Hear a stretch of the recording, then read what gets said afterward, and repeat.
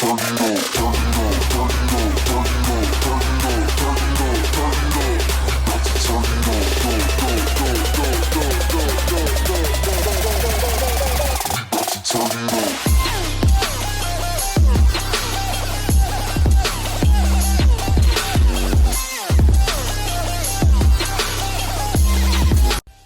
Daytona and Atlanta, we go to the world's fastest half mile, the Last Great Coliseum, Bristol Motor Speedway.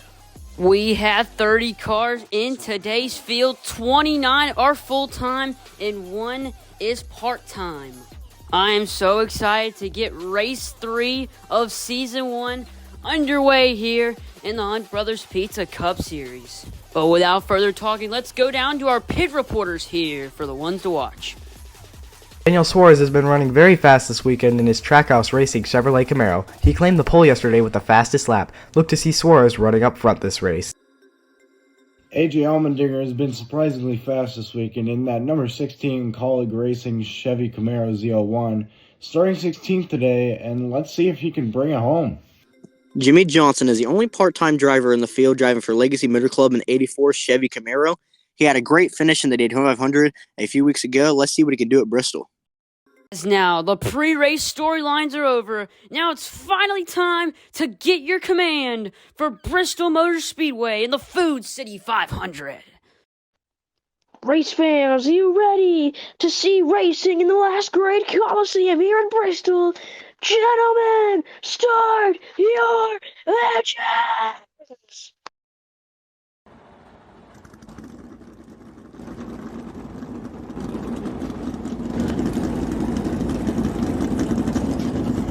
As the cars roll off, let's look at your starting lineup here for the Food City 500.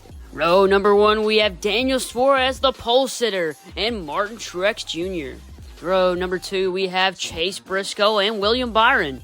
Row 3, we have Kyle Larson and Bubba Wallace. Row 4, we have Denny Hamlin and Alex Bowman.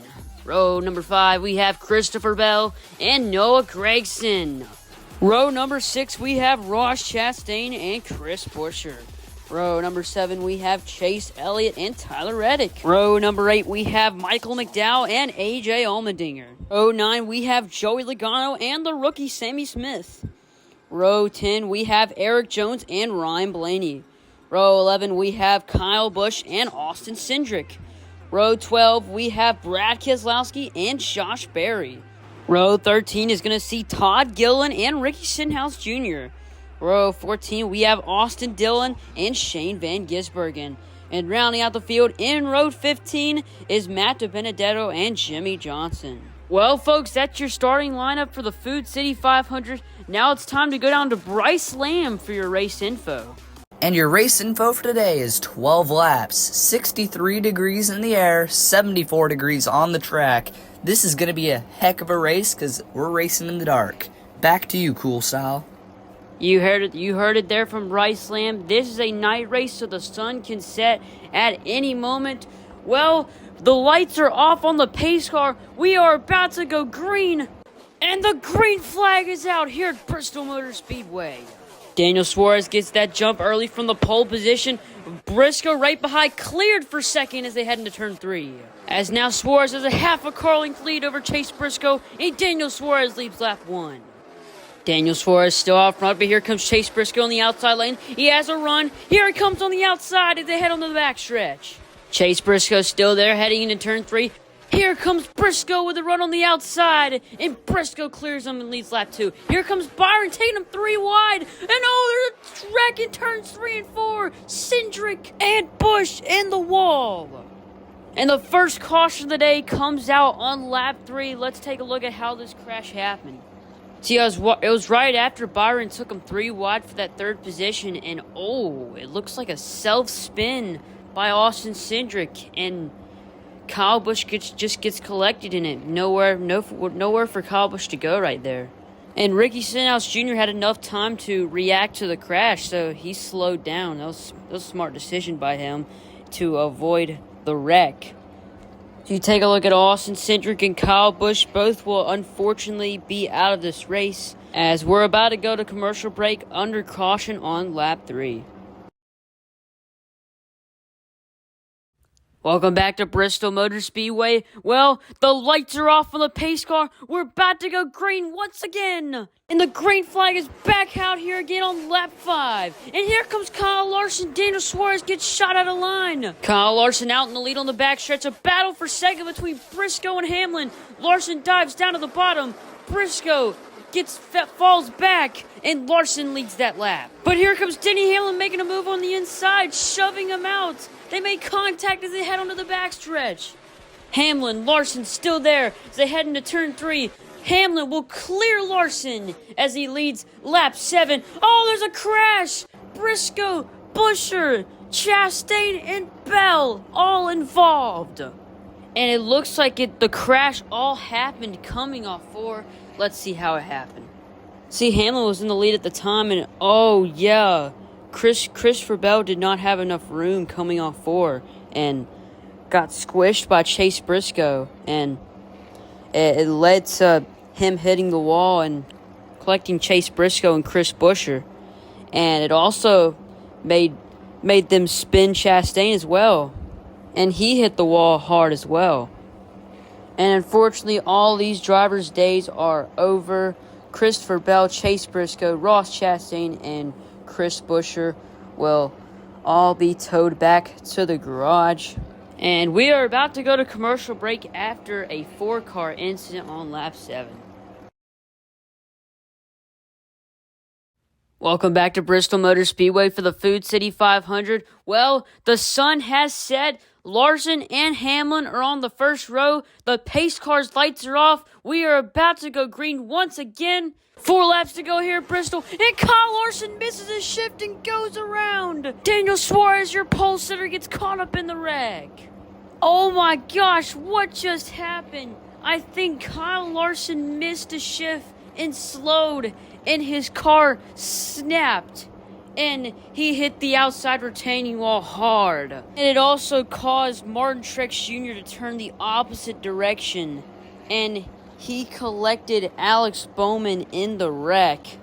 But man, just a violent hit for Larson. It all just happened out of nowhere with no warning. Very heartbreaking for his day to end like that. He was one of the faster cars. I guess just getting too aggressive on the restart. It was 4 to go and missed his shift. I don't know what exactly happened, but I think it was because of the shift. And yes, Suarez, your pole sitter, was also involved in it. He got caught up in the wreck. So Suarez, Bowman, Truex, and Larson will all have their days ended on lap 9. But we're about to go to commercial break under caution once again. Welcome back to Bristol Motor Speedway. Good news, Kyle Larson made it out of his car okay. It didn't look like he sustained any serious injury. Well, the pace car's lights are off. We are about to go green with 2 laps to go. And the green flag is back out in the air for a 2-lap shootout. Denny Hamlin gets that jump on that inside lane. Bubba Walsh right behind the battle for second. Reddick's taking them 3 wide. And he gets clear for second. Hamlin and Reddick, it's all up to them. 1 lap to go. Reddick goes to the inside. He found his opportunity. They're side by side. Can Reddick clear him? Yes, he can. Hamlin tries to go to the inside. He sends it on him. Reddick and Hamlin, they will make contact. They spin. And here comes Chase Elliott. He's going to win the Food City 500.